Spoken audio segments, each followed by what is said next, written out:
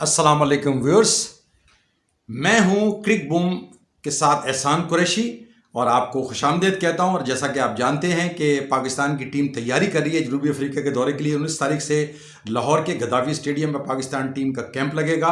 और जैसा कि आपको पता ही है कि कोविड टेस्ट हो गए, एक प्लेयर का पॉजिटिव आया लेकिन अभी तक उसका नाम जाहिर नहीं किया गया। लेकिन दौरे पे जाने से पहले जनूबी अफ्रीका के पाकिस्तान के खिलाड़ियों को क्लियर करना होगा ये तमाम टेस्ट जो 3 मरतबा होंगे। और पाकिस्तान की टीम 23 मार्च के बाद यानी 26 मार्च को यौम पाकिस्तान मनाने के बाद जो है जनूबी अफ्रीका के शहर जोहानिसबर्ग रवाना होगी, जहां पर पाकिस्तान और जनूबी अफ्रीका के दरमियान 4 T20 और 3 वनडे इंटरनेशनल मैचों की सीरीज खेली जाएगी। और उसके बाद पाकिस्तान की टीम जिम्बाब्वे जाएगी, जहां पर 2 टेस्ट और 3 2020 मैचेस खेले जाएंगे। उधर जिम्बाब्वे की टीम जो है इस वक्त अबू धाबी में मौजूद है। पहले मैच में अफगानिस्तान ने जिम्बाब्वे को शिकस्त दे दी और 3 20 मैचों की सीरीज में 1-0 की बढ़तरी हासिल कर ली। लेकिन मेरा ख्याल है कि अफगानिस्तान की टीम जो है ना वो शॉर्टर वर्जन में बहुत अच्छी है। और वही राशिद खान हो गए, उन्होंने 3 विकेटें हासिल की और अपनी टीम को जीत से हमकिनार किया। बड़ा मुश्किल है, राशिद खान किसी भी ब्रांड में खेलते हैं मुश्किलात में डालते हैं। और देखें टेस्ट मैच में भी उन्होंने 11 विकेटें हासिल करके कामयाबी दिलाई थी अफगानिस्तान की टीम को। ICC टेस्ट चैंपियनशिप थी वो 1-1 से बराबर रही थी। और इंडिया और इंग्लैंड के दरमियान जो है वो चौथा जो मैच है T20 सीरीज का वो अहमदाबाद में आज खेला जाएगा। और सीरीज जो है वो 2-1 से इंग्लैंड के हक में है। लेकिन बड़ा ज़बरदस्त मुकाबला हो रहा है दोनों टीमों के दरमियान। पहला मैच बड़ी आसानी से जीता था इंडिया ने और उसके बाद इंग्लैंड ने जीता था पहले। उसके बाद जनाब बड़ा ज़बरदस्त कम बैक किया इंडिया ने, फिर उसके बाद इंग्लैंड ने बड़ा ज़बरदस्त कम बैक किया। अब देखते हैं कि ये सीरीज 3-2 होती है या 4-1 होती है। और इससे पहले कि हम आपकी मुलाकात एक हमारे आज के गेस्ट से कराएं, हमारी आपसे दरख्वास्त है कि आप हमारे YouTube channel cric boom with Ehsan Qureshi को सब्सक्राइब करें, लाइक करें और दोस्तों में शेयर करें। और अब आपकी मुलाकात कराते हैं पाकिस्तान के senior cricket analyst, senior anchor person और senior sport journalist Waheed Khan से। दोस्तों, हमें ज्वाइन किया है सीनियर क्रिकेट एनालिस्ट और senior sports journalist Waheed Khan ने। Thank you Waheed Khan for joining us. लेकिन जो कंट्रोवर्सी चल रही है इस वक्त पाकिस्तान में वो है जनाब मोहम्मद वसीम ने टीम अनाउंस कर दी, लेकिन बाबर आजम को भी एतराज है और मिसबाह उल हक भी खुश नहीं है। तो आपको क्या नजर आ रहा है इसके पीछे? हालांकि कंसल्टेशन तो हुई थी इनके दरमियान। हाँ नहीं, मैं अभी आज ही मोहम्मद वसीम से कल रात ही इंटरव्यू मैंने उनको किया, तो उनसे मैंने यही सवाल किया था। तो उन्होंने कहा नहीं जी बिल्कुल, मतलब ये शर्जील के मामले में खास करके उन्होंने कहा कि मिसबा और बाबर दोनों ने शर्जील को मांगा था। और उन्होंने कहा कि थोड़ा बहुत तो आगे पीछे होता है, मतलब डिसएग्रीमेंट्स होती है, लेकिन जनरली जो स्क्वाड सेलेक्ट हुई है उसमें बिल्कुल मिसबा की भी इनपुट शामिल है और बाबर की भी इनपुट शामिल है। और ऐसा हमारा जो पाकिस्तान सिस्टम है ना, इसमें ऐसा पॉसिबल है नहीं कि कोई चीफ सेलेक्टर जो है वो अपनी मर्जी से पूरा स्क्वाड बना ले और कप्तान और कोच की राय ना ले। तो 1-2 प्लेयर्स के ऊपर तो बिल्कुल हो सकता है, लेकिन जनरली मैं समझता हूँ कि अगर 30 प्लेयर अनाउंस हुए तो 27 ऐसे प्लेयर होंगे जिन पे बाबर और मिसबा ने ओके किया होगा। अब ये शर्जील पे जैसे बड़ी स्टोरियां चल रही थी कि जी बाबर बड़ा अपसेट है कि जी 112 की उसका वजन है, उसको क्यों ले लिया। लेकिन मोहम्मद वसीम ने तो बड़ा कैटेगरली ये कहा है कि शर्जील को तो मांगा है मिसबा और बाबर ने, इसलिए क्योंकि उनका कहना यह था कि फिटनेस पे तो हम इससे काम कर लेंगे, लेकिन ये एक T20 में पोटेंशियल मैच विनर है हमारा और हमें जरूरत है एक मैच विनर की, इसलिए मतलब उसको हमने T20 में डाला है शर्जील को। तो मैंने समझता कि इतने कोई मेजर डिसएग्रीमेंट्स हैं जैसा कि मीडिया में आ रहा है। होंगे इक्का दुक्का डिसएग्रीमेंट, लेकिन इतने मेजर नहीं होंगे। अच्छा वहीद खान, हम इस पाकिस्तान के टूर ऑफ साउथ अफ्रीका की बात करेंगे और इंग्लैंड और इंडिया के दरमियान जो T20 सीरीज हो रही है उसके बारे में बात करेंगे। लेकिन आप क्या समझते हैं कि ये मीडिया में कैसे लीक हुई और ये क्या जैसे कोई टेबल स्टोरियां हैं लोगों की? देखिए, बात ये होती है कि जर्नलिज्म में आपको भी पता है कि होता ही है कि 3-4 जगह से आपके जानने वाले होते हैं, वो आपको इंफॉर्मेशन फीड कर रहे होते हैं कि ऐसा हुआ ऐसा हुआ ऐसा हुआ। वो फिर आप खुद अजम्पशन लगाते हैं कि ऐसा हुआ होगा या ऐसा हुआ होगा। लेकिन अनटिल अनलेस देखिए, मोहम्मद वसीम किसी को डायरेक्ट बताएगा नहीं, बाबर ज्यादा फ्रेंडली है नहीं मीडिया के साथ, ना मिसबा इतना फ्रेंडली है, तो मैं नहीं समझता हूँ कि मिसबा और बाबर की तरफ से कुछ आया होगा। तो ये बेसिकली दूसरी सोर्सेज से आया होगा, तो लोगों ने अज्यूम किया कि ऐसा हुआ होगा। लेकिन देखिए, मैं यही बात कर रहा हूँ एहसान के पाकिस्तान क्रिकेट की जो हिस्ट्री है उसमें हमेशा यही रहा है कि जब भी स्क्वाड अनाउंस होती है उसमें ऐसा हो ही नहीं सकता कि कप्तान और कोच अपना इनपुट ना दे प्लेयर्स के ऊपर। तो मैं नहीं समझता कि मोहम्मद वसीम या बाकी सेलेक्टर इतने स्ट्रांग है कि वो सारी टीम अपनी मर्जी से बना लेंगे और बाबर और मिसबा को नहीं पूछेंगे। और बल्कि मोहम्मद वसीम ने तो बड़ा क्लियरली कहा कि हमारी 3-4 मीटिंग्स हुई लाहौर में जिसमें ये सारी डिस्कशन हुई है टीम के ऊपर, और उसके बाद फिर डिसीजन लिया गया कि ऐसे करते हैं और ऐसे करते हैं। हाँ, ये जरूर हुआ होगा कि बाबर ने कहा होगा कुछ प्लेयर्स के ऊपर कि यार ये प्लेयर मुझे दे दो, तो सेलेक्टर्स ने डिसएग्री किया होगा कि नहीं इन प्लेयर्स को अभी रहने दें, तो वो बात निकली होगी। लेकिन मैं नहीं समझता ऐसा कोई मेजर डिसएग्रीमेंट मुझे तो नजर नहीं आ रहा है ऐसा। अच्छा वहीद खान, ये बताइए कि ओवरऑल चेंजेस तो आप समझते हैं कि गुज़िश्ता 2020 और 21 में जो ओवरऑल चेंजेस हुई हैं पाकिस्तान टीम में, आप देखें बहुत से लोग जो अब नज़र ही नहीं आ रहे, मूसा नज़र नहीं आ रहे, नसीम नज़र नहीं आ रहे, अब्बास नज़र नहीं आ रहे, इमाद वसीम गायब हो गए हैं, शान मसूद गायब हो, असद शफी गायब हो गए। तो आप ये समझते हैं कि ये पाकिस्तान क्रिकेट के लिए अच्छा है, इतनी ओवरऑल मेजर चेंजेस, और फिर आप नए लड़के लेके आए इस टूर के लिए जिसमें 2 नए लड़के, जिसमें हमें खुशी हुई कि सिंध के लड़कों को चांस दिया गया, जैसे शाहनवाज दहानी है या फिर जाहिद महमूद है। तो आप ये समझते हैं, और उसके बाद अरशद इकबाल जो आए फास्ट बॉलर, क्या समझते हैं ओवरऑल चेंजेस पाकिस्तानी क्रिकेट के लिए चेंजिंग और चॉपिंग जो है वो डेंजरस है ये? अब देखें, किसी फॉर्मेट में भी ज्यादा चेंजेस करना अच्छा नहीं होता है मेरे हिसाब से। अगर आपको चेंजेस करनी है तो इक्का दुक्का चेंजेस चलती है, इसलिए क्योंकि अगर आप नए प्लेयर को लेके भी आ रहे हैं तो फिर ये भी तो आपने देखना है कि उसको आपने प्रॉपर चांस देना है, एक्सपोजर प्रॉपर देना है। अगर उसको एक्सपोजर प्रॉपर मिलेगा तो फिर आपको पता चलेगा कि हाँ भाई ये लड़का इंटरनेशनल क्रिकेट में कितना लंबा खेल सकता है। लेकिन अगर आप इक्का दुक्का या मतलब इतने एक साथ इतने सारे चेंजेस करेंगे तो फिर आप सारे लड़कों को कैसे मतलब जो है अकोमोडेट करेंगे। आप देखें जो साउथ अफ्रीका की सीरीज हुई उसमें 9 लड़के अनाउंस किए गए, नए लड़के अनाउंस हुए थे साउथ अफ्रीका सीरीज के लिए, और खेलने का मौका कितनों को मिला? खेलने का मौका इमरान भट्ट को मिला, नुमान अली को मिला, ठीक है, ताबिश को भी मौका नहीं मिला, कामरान गुलाम बिगर खेले हुए ड्रॉप हो गए, बहुत अपना सलमान आगा था उनको मौका नहीं मिला, वो तो चले स्क्वाड में है। लेकिन इट्स नॉट पॉसिबल कि आप इतने सारे चेंजेस करें और फिर आप सबको खिला दें, ऐसा आप कर नहीं सकते। तो मैं हमेशा इसके फेवर में रहता हूँ एहसान कि आप अब 2-3 चेंजेस ठीक है, इससे ज्यादा नहीं होना चाहिए, इसलिए क्योंकि ये फिर बहुत मतलब जो है ना घिचपिच हो जाती है, खिचड़ी पक जाती है। फिर दूसरा ये कि शान मसूद जैसा है या असद शफीक जैसा है, इमाद वसीम जैसे है, I mean in world cup year, world T20 cup year, और एक ऐसा साल जिसमें आप टेस्ट मैचेस भी खेल रहे हैं, वनडे सीरीज भी आपकी काफी है। तो मैं समझता हूँ कि जो जो जो एक्सपोजर इन लोगों के पास है, जो एक्सपीरियंस लोगों के पास है, हमें तो इनका पूरा फायदा उठाना चाहिए। इवन शोएब मलिक का मैं नाम लूंगा कि क्यों इनको जो है डिसरिगार्ड किया जा रहा है। आई मीन अब वर्ल्ड कप में कितना गिने चुने आपके 7-8 महीने रह गए, तो जो आपकी बेस्ट पॉसिबल टीम है, जो बेस्ट आपके एक्सपीरियंस प्लेयर है, उनको आपको ट्राई करना चाहिए। लेकिन हाँ, मोहम्मद वसीम ने एक बात बड़ी इंटरेस्टिंग की, उसने कहा कि जी अब जो है हम इस चीज को देख रहे हैं कि ये फिटनेस पे हम इतना जोर नहीं दे रहे, हम इस चीज पे जोर दे रहे हैं कि कौन से लड़के इतने ज्यादा स्किल्ड है कि वो हमें मैचेस जिता सकते हैं।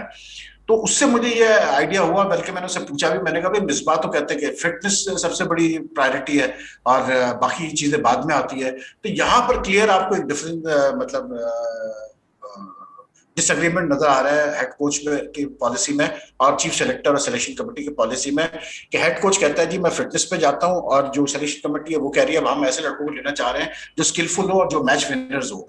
मतलब फिटनेस पे ठीक है, हम थोड़ा बहुत आगे पीछे कर सकते हैं, कोई इतना बड़ा मसला नहीं है। तो यहाँ पर थोड़ा सा मुझे डिसएग्रीमेंट नजर आ रहा है। लेकिन जो आपका ओरिजिनल सवाल था, नहीं बिल्कुल नहीं, मैं बिल्कुल फेवर में नहीं हूँ कि इतने सारे आप चेंजेस इकट्ठा करें। अच्छा वहीद खान, साउथ अफ्रीका की टीम यहाँ आई, पाकिस्तान ने बड़ा आउटस्टैंडिंग परफॉर्मेंस दी। ज़ाहिर बात है कि स्पिन के खिलाफ हमेशा जो भी टीमें यहाँ आती हैं वो हमेशा कमज़ोरी का मुजाहरा करते हैं, और जब वहाँ से वो रवाना हुए थे, जब से उनको ये मुसीबत पड़ी हुई थी स्पिनिंग ट्रैक पे। अब हमने जाना है साउथ अफ्रीका, वहाँ पर एक नया थेम्बू बवोमा नया कप्तान है उनका T20 और वनडे का। तो आप क्या देख रहे हैं? जाहिर बात है T20 में तो हमारी टीम अच्छी है और वो उनका मुकाबला कर सकती है, लेकिन आप समझते हैं कि इस सीरीज में जो बिल्कुल मुख्तलिफ सीरीज होगी, अपनी होम कंडीशन होंगी, अच्छे ट्रैक्स होंगे जो उनको फेवर करते होंगे, उसमें पाकिस्तान उनको थोड़ा सा झटका दे सकता है, जबकि यहाँ हमें पाकिस्तान में बहुत खुशी मिली थी। देखिए, T20 सीरीज जो पाकिस्तान में हुई थी उसमें उन्होंने अच्छा फाइट किया था, जबकि उनके मेन प्लेयर्स नहीं थे। तो उसमें भी उन्होंने 2-1 सीरीज हारी थी, और मतलब एक मैच वो जीते भी थे बड़े आराम से। तो बड़ी आई थिंक टाइट सीरीज होगी, वनडे भी बड़ी टाइट सीरीज होगी, और T20 भी, क्योंकि ट्रैक का फर्क बिल्कुल आता है, कंडीशन का फर्क आएगा। और प्लस पर देखें, होम कंडीशन में जिस तरह हमारे प्लेयर्स कंफर्टेबल थे होम कंडीशन में बॉलिंग करते हुए, चाहे वो नुमान अली हो, हसन अली हो, शाहीन शाह अफरीदी हो, यासिर शाह, तो उसी तरह उनके बॉलर्स वहां कंफर्टेबल होंगे। रबाडा एक डिफरेंट बिल्कुल फोर्स बन के आएगा सामने, या जो दूसरे उनके जो बॉलर्स थे, महाराज था, वो डिफरेंट एक बॉलर आपको लगेगा। बाकी जो उनके फास्ट बॉलर्स थे, चाहे वो कैसे बोलते हैं, उनके फास्ट बॉलर हो चाहे उनके स्पिनर्स हो। तो मुझे लगता है कि ये जो पाकिस्तान में जिस तरह से जो ऑपोजिशन आपको मिली, इससे कई गुना ज्यादा आपको ऑपोजिशन मिलेगी साउथ अफ्रीका में। तो it will be a TUF series, और इतना आसान नहीं होगा। कभी कभार मुझे लगता है एहसान कि ये जो प्लेयर्स जो चेंज हो रहे हैं मतलब रैपिडली, इसमें शायद ये भी है कि वो कहते हैं ना, एक प्लेइंग टू द गैलरीज वाली बात है कि आप पॉपुलर मतलब ऐसे डिसीजन ले जो लोग वाह वाह करें, लेकिन उसका क्रिकेटिंग सेंस कोई नहीं बनता, कोई लॉजिक नहीं बनता। तो मुझे ऐसा लगता है कभी कभी प्लेइंग टू द गैलरीज वाली बात है। अब अब्दुल्ला शफीक अगर आप देख लें, मैंने मोहम्मद वसीम से पूछा भी, मैंने कहा भी, मैंने कहा एक तरफ आप कह रहे हैं कि करंट फॉर्म पे आप प्लेयर्स को सेलेक्ट करते हैं, दूसरा फिर आप अब्दुल्ला शफीक को कैसे जस्टिफाई कर रहे हैं कि आपने सेलेक्ट कर लिया उसको, उसकी तो कोई रन ही नहीं है अभी रिसेंटली, वो तो फेल हुआ था न्यूजीलैंड में। और फिर आपने उसको पहले T20 में ट्राई किया, उसके बाद अब आप उसको वनडे में और उसमें ट्राई कर रहे हैं, टेस्ट में। तो कुछ प्लेयर्स पे डेफिनेटली ये नजर आता है कि मंजूर नजर है वो लड़के, उनको जो है पूरा मौका दिया जा रहा है कि किसी तरह से सक्सीड कर जाए। और कुछ लड़कों को जो है उनके साथ सही ट्रीटमेंट नहीं किया जा रहा है। आई थिंक असद शफीक बिल्कुल डिजर्व करता है कि वो टेस्ट टीम में हो। शान मसूद डिजर्व करता है, शान मसूद के साथ बड़ी ज्यादती की है। शान मसूद इस वक्त भी जो है जो पिछले साल पाकिस्तान टेस्ट मैचेस खेला है, 13 टेस्ट मैचेस खेला, उसमें सेकंड हाईएस्ट स्कोरर है आफ्टर बाबर आजम। फिर वनडे में पाकिस्तान कप में आके उसने कोई 70 की एवरेज से उसने रन किए, कोई 700 रन उसने कुछ किया है, या पता 400 रन किए। वनडे में उसका बहुत अच्छा रिकॉर्ड है शान मसूद का। फिर दूसरी बात ये, सबसे मेन चीज ये, उसके साथ ज्यादा मुल्तान सुल्तान ने भी की थी कि उसको PSL में हटा दिया एज कैप्टन, जबकि उसने मुल्तान सुल्तान को लास्ट सीजन में कहां से कहां पहुंचाया था PSL में। तो शान के साथ तो डेफिनेटली लोग ज्यादती कर रहे हैं, क्योंकि ओपनर जो है ना, ऐसा वो इतना आराम से नहीं बनते।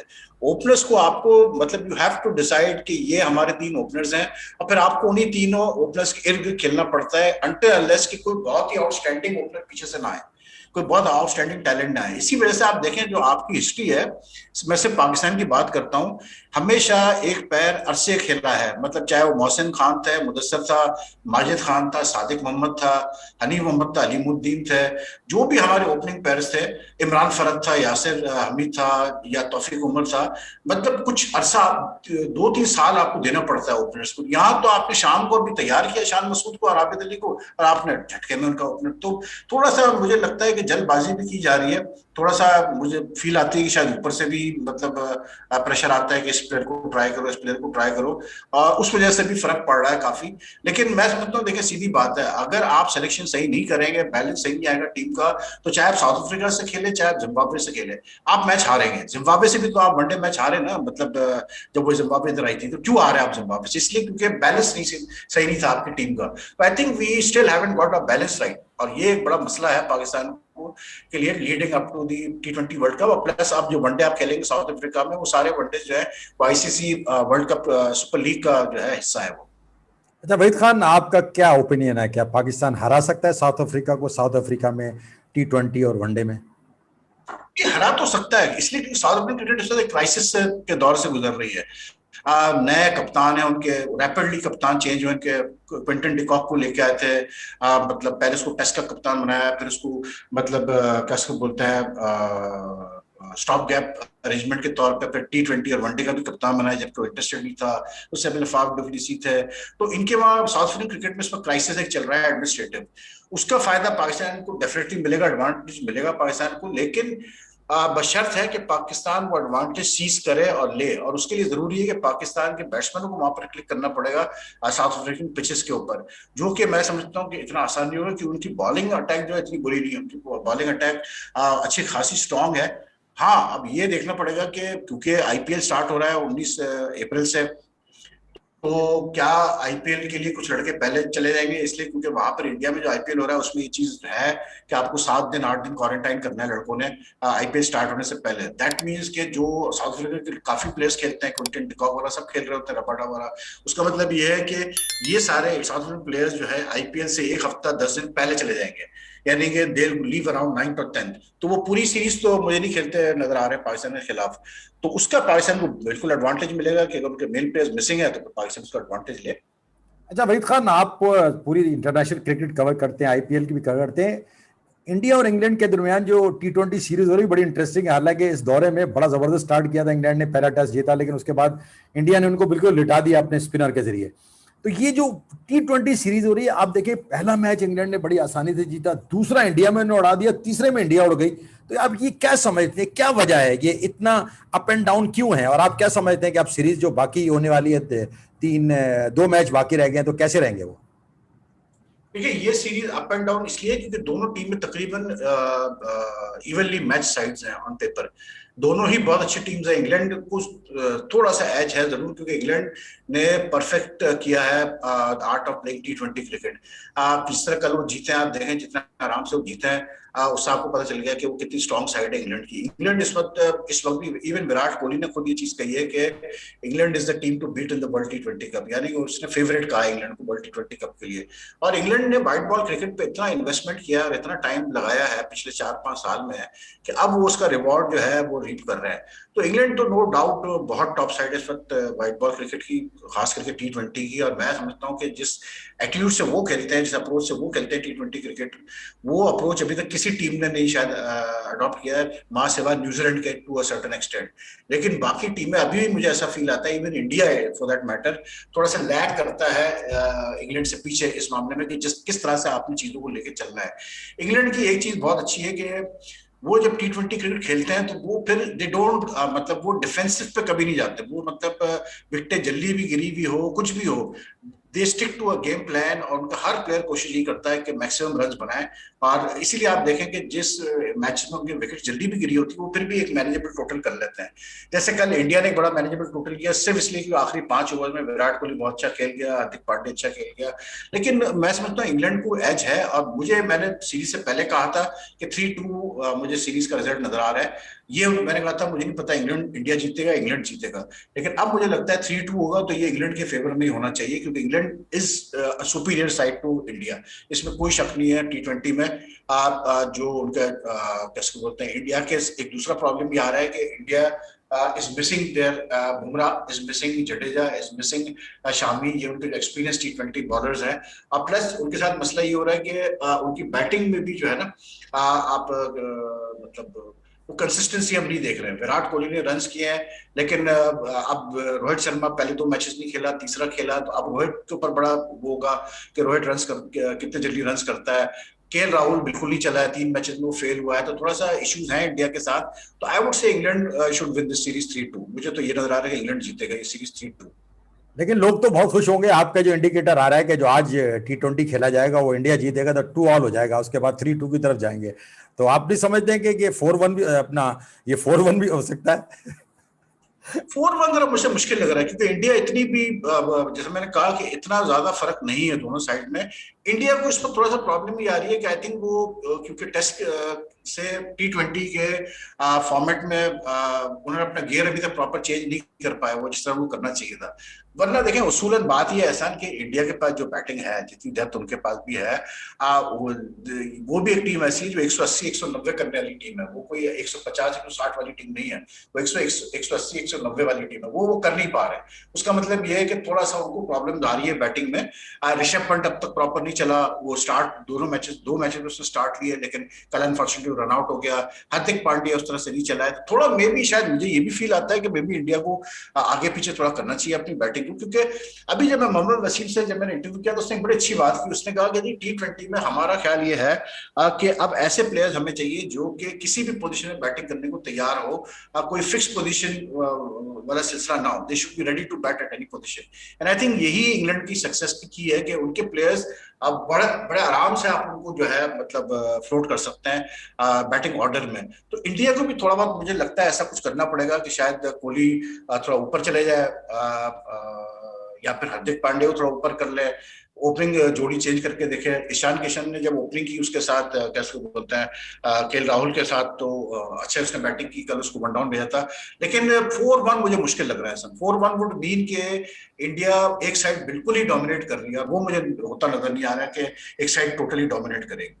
अच्छा, आखिरी सवाल है वहीद खान साहब, वर्ल्ड T20 जो है ना इंडिया में होना है, उसके बारे में डाउट्स भी क्रिएट हो रहे हैं, कोविड का प्रॉब्लम चल रहा है, आपका क्या टेक है इस पे कि ये कोई खतरात मंडरा रहे हैं, ये शिफ्टिंग या पोस्टपोन या विदाउट क्राउड ऐसा हो सकता है?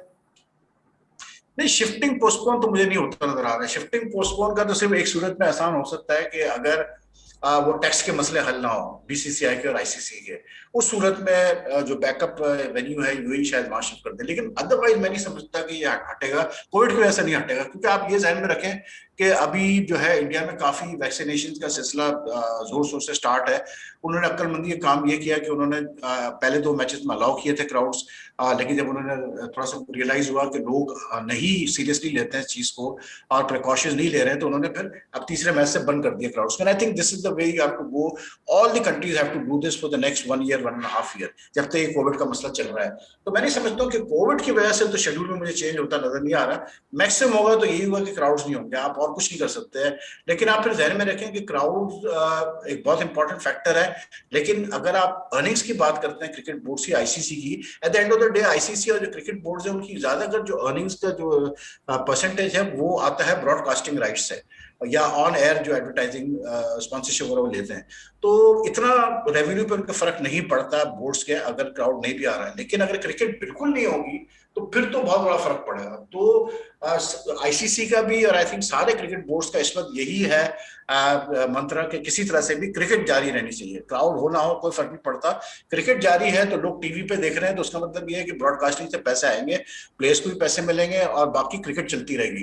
तो मैं नहीं समझता कि इंडिया में जो T20 वर्ल्ड कप है वो कहीं और शिफ्ट होने वाला है बिकॉज ऑफ कोविड, क्योंकि होपफुली नेक्स्ट 6 मंथ्स में कुछ बेहतरी आएगी। और एक बात आप याद रखिएगा कि ये कोविड का जो रुझान हमने देखा है आसान के जब ये स्टार्ट हुआ था लास्ट ईयर भी, तो ये जो टाइम था मार्च अप्रैल मई का, ये इसका पीक पीरियड था लास्ट ईयर भी, चाहे वो पाकिस्तान में था, चाहे इंडिया में था, चाहे कहीं भी था। मतलब इस खित्ते की मैं बात कर रहा हूँ। लेकिन by the time October September came around तो ये कम होना शुरू हो चुका था, मतलब केसेस कम होना शुरू हो चुके थे। तो होपफुली यही पैटर्न रहेगा इस दफा भी, और इस दफा तो वैक्सीन भी है। तो आई डोंट थिंक कोविड की वजह से तो ये शिफ्ट करेंगे T20 वर्ल्ड कप को। और मैक्सिमम यही है कि आपको क्राउड्स के बगैर खेलना पड़ेगा और कुछ नहीं कर सकते आप, क्योंकि ये जरूर है, हाँ ये मैं जरूर कहूंगा कि 16 टीमों को मैनेज करना ये बड़ा एक मतलब टेस्ट होगा आईसीसी के लिए कि किस तरह मैनेज करते हैं। आईपीएल अभी होने जा रहा है, उसमें 8 टीमें हैं आईपीएल में, तो डबल दोस टीम्स 16 टीम्स। तो ये एक बड़ा एक है कि how they manage the biosecure bubble, how they manage the matches. ये एक टेस्ट है आईसीसी के लिए भी और इंडियन क्रिकेट बोर्ड के लिए भी। बट आई गेस जितनी अब क्रिकेट हो रही है उस हिसाब से कुछ ना कुछ सोल्यूशन निकल ही आएगा। वहीद खान साहब, हम लोगों को दुआ करते हैं कि क्राउड जब नहीं होगा तो मजा नहीं आएगा, लेकिन हमारी दुआ है कि हालात अच्छे हों, कोविड का मसला खत्म हो, और जब हम वर्ल्ड T20 में जाने की तैयारी करें या होने की तैयारी करें तो सारे क्राउड वहां मौजूद हों, पूरी बूम के साथ मुकाबले हों और खैरियत से हों। Waheed Khan, thanks for joining us. And मैं एक बात यहाँ ऐड कर दूं, ऐसा देखें क्राउड्स जो है ना ये बड़ी सिग्निफिकेंट चीजें याद रखिएगा। अभी जो PSL 6 हुआ था, असल में होता ये है कि जब आप क्राउड्स को अलाउ करते हैं ना तो साइकोलॉजिकली प्लेयर्स भी रिलैक्स कर जाते हैं, क्रिकेट बोर्ड भी रिलैक्स कर जाता है, ऑफिशियल्स भी रिलैक्स कर जाते हैं। क्योंकि जब आप क्राउड को देख रहे हैं स्टेडियम में तो back of the mind psychologically आप सोच रहे हैं कि यार अब हालात बेहतर हो चुके हैं।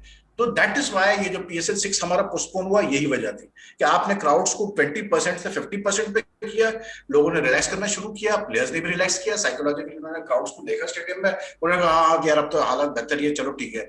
ये नहीं होना चाहिए, मैं समझता हूँ ऐसा सीधी बात है। आप मतलब लोगों को अग्री करें ना करें मेरे से, लेकिन मैं तो सीधा मानता हूँ कि जब तक ये कोविड-19 पूरी तरह खत्म नहीं होता आप क्राउड्स के बगैर मैचेस करें भाई। मतलब क्राउड्स के बगैर आप अगर आप चाहते हैं कि क्रिकेट कंटिन्यू हो, कोविड इफेक्ट ना करे प्लेयर्स को, कोविड के ऐसे मैचेस ना रुके, सीरीज डिस्टर्ब ना हो, तो फिर आप क्राउड हटा दें। आपको ये थोड़ा बर्दाश्त अब करना पड़ेगा क्रिकेट बोर्ड्स को, क्योंकि क्राउड्स इज एन इशू। आप माने ना माने क्राउड्स एक इशू है। आपने यहां भी देखा जो कराची में हुआ था। आप कितने लोगों को, आप 20,000 लोगों को कैसे बावर करेंगे कि नहीं यार तुम मास्क पहनो, तुम सैनिटाइजर इस्तेमाल करो, तुम दूर बैठो। अभी आपने अहमदाबाद में जो दूसरा वनडे जो T20 हुआ, अब कितने लोगों ने चीज पॉइंट आउट की कि भाई ये क्या हो रहा है, मतलब यहाँ शोल्डर टू शोल्डर लोग बैठे हैं, कोई मास्क नहीं है, कुछ नहीं है। और आप देखें उसका इम्पैक्ट एकदम से रियलाइज सबको हुआ कि यार ये बड़ी गड़बड़ हो रही है। रही है तो बड़ा मेजर वो हो जाएगा, तो उन्होंने थर्ड मैच में बंद कर दिया। तो आई डोंट थिंक कि इस वक्त क्राउड की जरूरत है आपको, आप बिल्कुल अलाउ ना करें। वर्ल्ड कप भी अगर आप क्राउड को बिगर करना पड़ा आप करें, मकसद है क्रिकेट चलती रहे। जब कोविड खत्म हो जाए उसका ठीक है, फिर क्राउड तो आएगा ही आएगा, लेकिन अभी ऐसा कोई मतलब वो नहीं है कि क्राउड नहीं होगा तो क्रिकेट नहीं होगी। Thank you very much Waheed Khan talking to us. बड़े मशहूर हैं आप इंडिया में, बहुत बड़े यूट्यूबर हैं, बहुत बड़े जर्नलिस्ट अरे हैं। नहीं भाई, हमसे बड़े यूट्यूबर्स हैं, हमसे अच्छे यूट्यूबर्स हैं। हम तो अपने कोशिश करते हैं भाई कि जो बेहतर हम समझते हैं हम करते हम हैं। एंजॉय कर रहे हैं देखते हैं, वहीद थैंक यू खान, हम वेरी मच। एंजॉय कर रहे हैं लाइफ को। बिल्कुल बिल्कुल एंजॉय कर रहे हैं, लाइफ को एंजॉय करना चाहिए हमारी उम्र में, इसलिए क्योंकि सब कुछ तो देख लिया है, अब जो है हमें एंजॉय करना चाहिए, रिलैक्स करें, अपने पेस पे काम करें। जो हमारी यंग जनरेशन है, they are the ones who should now be working hard, they are the ones who should be मतलब अप फ्रंट। और बहुत सारे हमारे ऐसे हैं यंग यूट्यूबर जो बहुत अच्छा कर रहे हैं, और माशाल्लाह I wish them all very well कि वो और अच्छा करें। इसलिए क्योंकि जैसे मैंने कहा कि हमने तो सारा देख लिया, और मैं समझता हूँ बोनस है ये जो यूट्यूब चल रहा है हमारा, मतलब चैनल मेरा चल रहा है, बोनस ये है कि अभी भी हम इंजॉय कर रहे हैं, लोग अभी भी अप्रिशिएट कर रहे हैं, तो थैंक यू वेरी मच। और बाकी ये है कि मैं लोगों से जरूर कहूंगा कि भाई एहसान कुरैशी भी एक बहुत सीनियर जर्नलिस्ट है, हमने बहुत टाइम साथ गुजारा है, बड़े टूर्स हमने साथ किए हैं, और बहुत नॉलेजेबल जर्नलिस्ट है। आप उनके चैनल को भी सपोर्ट करें, जरूर उनके चैनल को सब्सक्राइब करें, फॉलो करें उनके चैनल को, क्योंकि एक सीनियर लोगों को जो मतलब जाहिर सी बात है जो इन्फॉर्मेशन होती है, जो मालूमात आपको मिलती है, वो एक डिफरेंट पर्सपेक्टिव मिलता है। तो please watch his channel, watch his मतलब वीडियोस, सब्सक्राइब टू देम, और best of luck Ehsan Qureshi, best of thank you luck. Very much Waheed Khan, thank you very much, thanks a lot for the okay ji, compliments. Okay, Allah हाफिज़। वहीद खान की आपने बातें सुनी, वसी तजुर्बा रखते हैं क्रिकेट कवरेज का, स्पोर्ट्स कवरेज का, और हमारे बड़े पुराने साथी हैं, उनकी बातें आपसे सुनी, आपने यकीनन कोई ना कोई अपनी राय कायम की होगी। तो फिलहाल यहीं से हमें इजाज़त दीजिए, इंशाल्लाह अगले एपिसोड में आपसे मुलाकात होगी। अल्लाह निगहबान।